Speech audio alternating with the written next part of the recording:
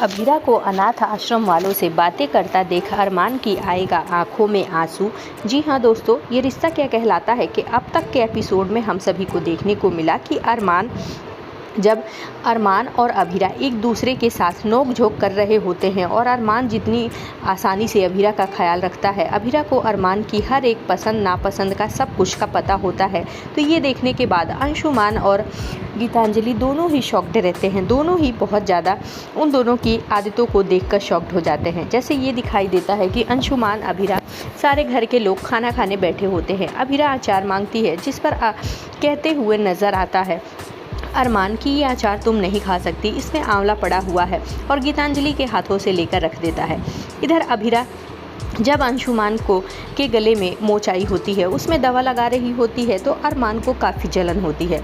गीतांजलि कुछ लेने के लिए जाती है तो अरमान और अभीरा एक कमरे में होते हैं, जहाँ दोनों को देखकर फिर गीतांजलि परेशान हो जाती है। दूसरी तरफ हम सभी को ये देखने को मिलता है कि अंशुमान अरमान से ये कहते हुए नज़र आता है कि तुम सब कुछ अच्छे से कर सकते हो, बस तुम रिश्ता नहीं निभा सकते, तुम क्या अच्छे से किए हो। जिस पर अरमान कहता है कि मैं मानता हूँ कि मैं 7 सालों से इन रिश्ते को नहीं निभा पाया, बाकी मेरे में कोई प्रॉब्लम नहीं है। जैसा कि दादी सा एक रेडियो सही करने के लिए देती हैं, कहती हैं कि तुम चारों ही एकदम सुनसन्नाटा की तरह हो जाते हो। अगर सब कुछ सही होता तो कम से कम हम रेडियो में गाना ही तो सुन लेते। वहीं जब रेडियो बनाने के लिए अरमान और अंशुमान बैठते हैं तो दोनों में आपस में जंग छिड़ जाती है, जहां अंशुमान तार रेडियो से निकाल देता है। अरमान कहते हुए नज़र आता है कि तुमने इसमें से तार क्यों निकाला।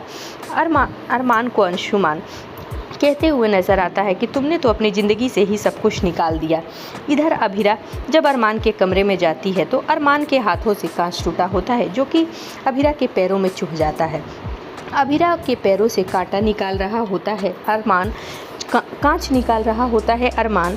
तभी गीतांजलि और अंशुमान दरवाजे को खोलकर अंदर घुस जाते हैं। दोनों एक दूसरे को इस तरह से एक दूसरे का ख्याल रखते हुए देख शॉक्ड रह जाते हैं। गीतांजलि यहाँ तक अरमान से ये कहती है कि इन 7 सालों में मैं जिस अरमान को मैं जानती थी, वो अरमान तो बिल्कुल भी नहीं है। अरमान, तुम तो मुझे समझ में ही नहीं आ रहे हो। जहाँ अभीरा के पैरों से कांच निकालता है अरमान और कहते हुए नज़र आता है कि अभीरा मुझ पर विश्वास रखो। आसानी से कांच का टुकड़ा निकाल देता है, उसके पैरों में पट्टी बांधता है। इधर कहते हुए गीतांजलि नज़र आती है कि अभीरा, मैं आपके कपड़े ले जा रही हूँ और इसे वॉश करके धुल दूँगी, वॉश करके आपको दे दूँगी। अभीरा कहती है कि गीतांजलि, सब कुछ तुम्हारा ही है, तुम लेकर जा सकती हो।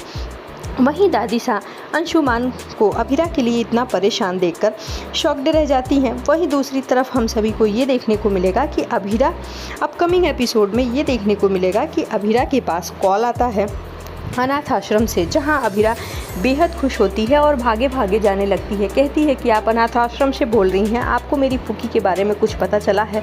और वहीं अभीरा ये भी पूछती है कि कुछ बर्थ मार्क या कुछ ऐसा है जिससे लगे कि वही मेरी फूफी है। तो कुछ वो उधर से ऐसा बर्थ मार्क बताते हैं जो कि इसके फूफी के नहीं रहता है।